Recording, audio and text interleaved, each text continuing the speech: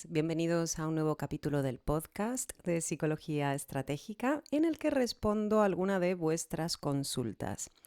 En el capítulo de hoy vamos a hablar sobre la pereza respondiendo a una consulta que nos ha dejado Gema en el contestador. Vamos a escucharla primero. Hola Paola, muchas gracias por abrir esta sección. Mi nombre es Gema y en los próximos meses estaré preparando unas oposiciones y quería preguntarte, en mi caso soy una persona bastante perezosa para organizarme por mi cuenta. Si no tengo, por ejemplo, unas clases programadas, las que tengo que asistir de forma obligatoria, digamos, me cuesta mucho organizarme y ser autodidacta. Y quería preguntarte cómo hacer para mantener una rutina de autodisciplina para no dejar que la pereza se interponga en ese camino y que me impida hacer, pues dedicar 2 o 3 horas al día de estudio, que sé que realmente es lo que necesito hacer para conseguir el resultado que quiero alcanzar, pero que en el fondo muchas veces la pereza me puede. Entonces, no sé si hay alguna estrategia que pueda ayudarme a vencer esa pereza. Muchas gracias. Muchísimas gracias, Gema, por tu consulta y estoy segurísima que más de uno se habrá sentido identificado con esta situación que comentas. Es verdad que emprender proyectos por nuestra cuenta, hacerlos solos, sobre todo proyectos un poquito más a largo plazo, como incorporar un nuevo hábito, no sé, ejercicio, cambios en la alimentación o emprender un proyecto laboral por nuestra cuenta o, como en tu caso, estudiar unas oposiciones por tu cuenta, puede ser mucho más desafiante que hacerlo en equipo, que hacerlo pues con unas clases dirigidas, que hacerlo con un compromiso laboral con otra gente, etcétera, etcétera. Aquí te voy a dar algunas recomendaciones generales que espero te puedan servir. En primer lugar, te invito a cuestionar las etiquetas, sobre todo la etiqueta que te pones de perezosa. El hecho de considerarnos a nosotros mismos como perezosos, como personas que no tienen constancia o como no se me da bien el tema autodidacta, puede acabar limitándote realmente, ¿no? Entonces, frente a esto, te invito a recordar que la falta de constancia, incluso la pereza, es algo que viene de manera inherente en nuestra manera de funcionar. Nuestro cerebro funciona intentando evitar la incomodidad, el dolor y buscando pues el placer, la comodidad, etcétera.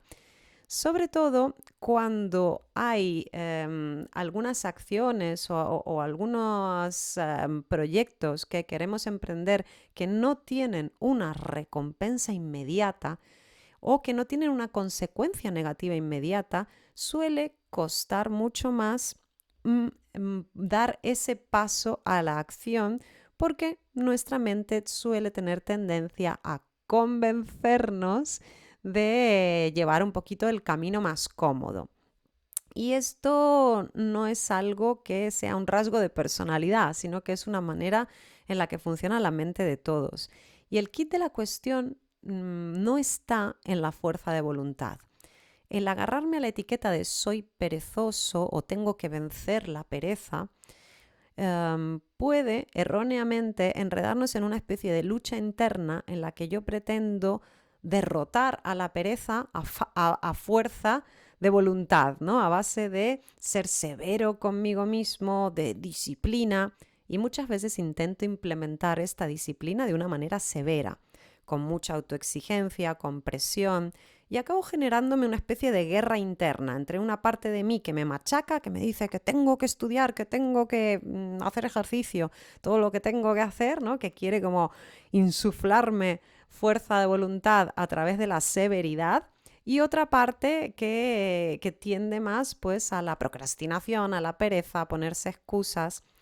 Incluso esta guerra interna, puede enredarme en dinámicas en las que durante un tiempo le meto caña al asunto y después acabo cansado y abandono y así sucesivamente. Entonces, lo primero que recomiendo es cuestionarnos las etiquetas que nos ponemos y observar la falta de constancia o las excusas que me pone mi mente y que me enganchan y que me llevan a abandonar o a no pasar a la acción, verlo como información, información que puede ser útil a la hora de mejorar el proceso, a la hora de mejorar mi sistema de adquisición de hábitos, mi sistema de estudio, mi manera de pasar a la acción, llevar un proyecto, etcétera.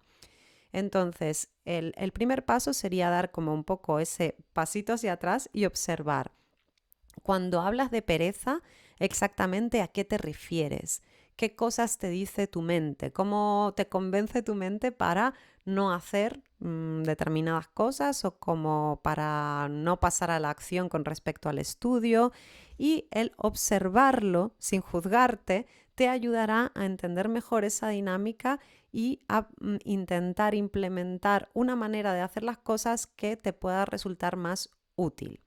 El kit de la cuestión está en el proceso y en la adquisición de hábitos. Adquisición cuando hablamos eso, pues de rutinas, de hábitos, de aprendizajes. El adquirir hábitos, con los hábitos lo que conseguimos es justamente eliminar esa fricción, ¿no?, que nos pone nuestra mente arrastrándonos, ¿no?, a la comodidad. Porque cuando algo se convierte en un hábito, no necesito esa fuerza de voluntad que comentábamos antes, ¿no? Entonces ya deja de haber esa guerra entre fuerza de voluntad y pereza, entre comillas. Y para que algo podamos mantenerlo a largo plazo, necesitamos rutinas y necesitamos hábitos. No podemos depender de la fuerza de voluntad. Entonces, te invito primero a cuestionarte esto y, en segundo lugar, otra de mis recomendaciones es intentar conectar con el compromiso contigo misma, es decir, con el por qué y para qué quieres emprender este camino, por qué y para qué quieres aprobar estas oposiciones. ¿Por qué es importante para ti esto? ¿Qué significa en tu vida? ¿Qué te aporta? ¿Qué valores te aporta? A lo mejor, yo qué sé, estabilidad, te aporta pues un horario que te viene bien, te gustan las labores, ¿no?, de ese puesto de trabajo en concreto para el que estás opositando, qué significa para ti en tu vida. Conectar con todo esto te ayuda a trabajar la motivación intrínseca y el compromiso contigo misma, porque como bien comentas en tu consulta, nos resulta mucho más fácil pasar a la acción cuando tenemos un compromiso externo, cuando la motivación, incluso cuando tenemos ese compromiso, yo qué sé, con un trabajo, que nos pagan un salario y todo eso, pues vamos y lo hacemos. Cuando tenemos que estar en una clase que hemos pagado a tal hora, pues nos resulta más fácil pasar a la acción. Y cuando todo depende de nosotros es a veces un poquito más desafiante. Entonces, trabajar el compromiso contigo misma te ayudará también a ir venciendo un poco esa resistencia, a recordarte, el por qué quieres ir por este camino. Esto como segunda recomendación. O sea que primero, cuestionarnos las etiquetas. Segundo, trabajar esa motivación intrínseca, ese compromiso contigo misma, recordando el por qué y los valores, el para qué quieres esto, haciéndote todas estas preguntas. Ya sabéis que yo siempre recomiendo trabajar estas cosas por escrito. Te puedes escribir una carta a ti misma, ¿no?, como una carta de compromiso contigo misma, diciéndote el por qué es importante para ti este camino, y eso te puede ayudar. Y después el kit de la cuestión está centrarte en el proceso. Para ello, pues puedes utilizar un montón de herramientas o de tips que se suelen dar a la hora de trabajar la adquisición de hábitos. Por ejemplo, es muy habitual el recomendar empezar de a poquito. Si, por ejemplo, uno de tus problemas es que te cuesta pasar a la acción, porque a veces lo más difícil no es, por ejemplo, como en tu caso, estudiar 2 o 3 horas al día. A veces lo difícil es empezar, y una vez que ya empezamos, se va volviendo un poquito más fácil. Entonces, si ese es tu caso, si lo que cuesta sobre todo es el empezar, yo que sé, mucha gente, eso, que empezar a hacer ejercicio, empezar a romper esa inercia, ¿no? Entonces ahí la recomendación fundamental es empezar en pequeñito, incluso dando pasos mucho más pequeños de lo que tú sabes que eres capaz de hacer. Empezar 5 minutitos y conseguir una cierta constancia varios días. Si consigo romper esa inacción y consigo vencer este paso a la acción, planteándome como pasos y bloques mucho más pequeños de los que soy capaz, una vez que ya he empezado a adquirir como esa inercia, esas tablas, entonces puedo ir aumentando el nivel de complejidad, de dificultad, de tiempo, etcétera, etcétera. Entonces, empezar en pequeñito ayuda. Habría que analizar también la situación de cada uno, pero básicamente estas recomendaciones son generales y se trata de que las adaptes, ¿no?, a tu caso particular. Otro aspecto que ayuda muchísimo es intentar ponérselo fácil a tu yo de mañana o de dentro de un rato que quiere ponerse a estudiar. Y ponérselo fácil en cuestión de trabajar con tu entorno. Eliminar distractores, por ejemplo, favorecer que el entorno sea agradable y que invite a ponerse a estudiar, dejar el material preparado, tener todo pues a mano, por ejemplo, informar a otras personas que no te interrumpan o que no te molesten en tus momentos de estudio. O incluso si te encuentras con determinadas dificultades, si notas que hay determinados distractores que te enganchan más o que tu mente te pone muchas excusas cuando estás en casa diciéndote que tienes que hacer otras cosas, ¿no? No, es que ahora tengo que poner una lavadora, voy a preparar la comida. Pues a lo mejor puedes intentar también mejorarlo cambiando completamente el contexto. Ir a estudiar a una biblioteca a veces ayuda porque el ambiente de las bibliotecas pues favorece más la concentración, favorece un poco como ese ponernos a estudiar y a lo mejor pues hay menos distractores que en casa. Entonces tendrás que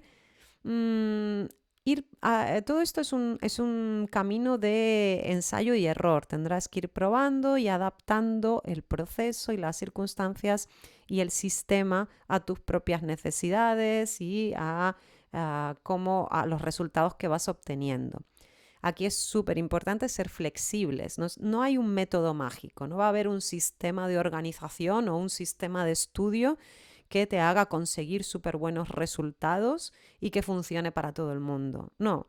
Ojo, los sistemas están muy bien, las herramientas están muy bien, hay herramientas que te pueden resultar muy útiles, herramientas de gestión de proyectos, por ejemplo, utilizar Notion, utilizar sistemas como Kanban, ¿no?, como tableros Kanban, o otros tipo Asana, ¿no?, de gestión de proyectos para gestionar y organizar un poco cómo vas a preparar tus estudios.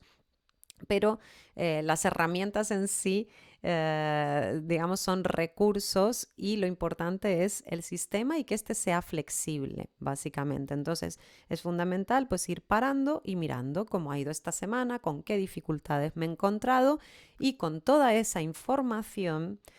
Incluso a veces es necesario que te descuelgues, que tengas un mal día para poder sacar información de ahí e ir mejorando el proceso, ¿no? Pensemos que los fallos muchas veces son los fallos, entre comillas, ¿no? Las dificultades que nos encontramos forman parte del proceso de ir puliendo, de los aprendizajes, etcétera. Las cosas nunca son en línea recta, ¿no? Siempre vamos un poquito con baches y está bien que así sea. Entonces, flexibilidad, centrarte en el sistema, buscar el cómo puedes ayudar a tu yo del futuro mejorando su entorno. Y otro aspecto que puede ser interesante es rodearte de personas que estén en el mismo proceso que tú. Aunque no vayas a clases, seguramente existen muchos foros o comunidades en internet o grupos de lo que sea, ¿no?, o en tu ciudad o en ciudades cercanas de personas que están preparando el mismo examen o que también están preparando oposiciones y que os podéis apoyar mutuamente, dar feedback mutuamente, comentar dificultades, etcétera, etcétera. Entonces, ese grupo, ¿no?, de apoyo pues puede ser algo que también te puede servir mucho.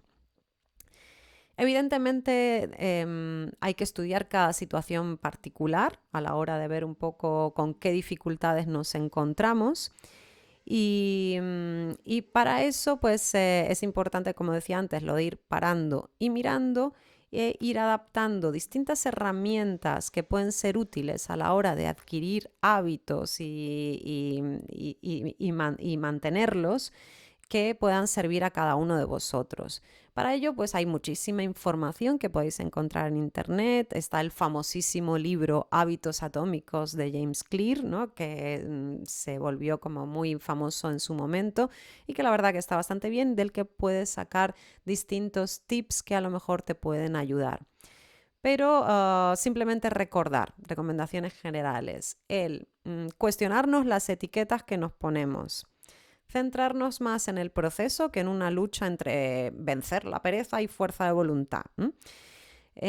Por otro lado, también conectar con nuestros motivos intrínsecos, conectar con nuestros valores, con el por qué queremos emprender este camino, ¿no? Para trabajar un poco como esa conexión con nuestra motivación interna y ese compromiso con nosotros mismos. Después, empezar pasito a pasito, de a poquito.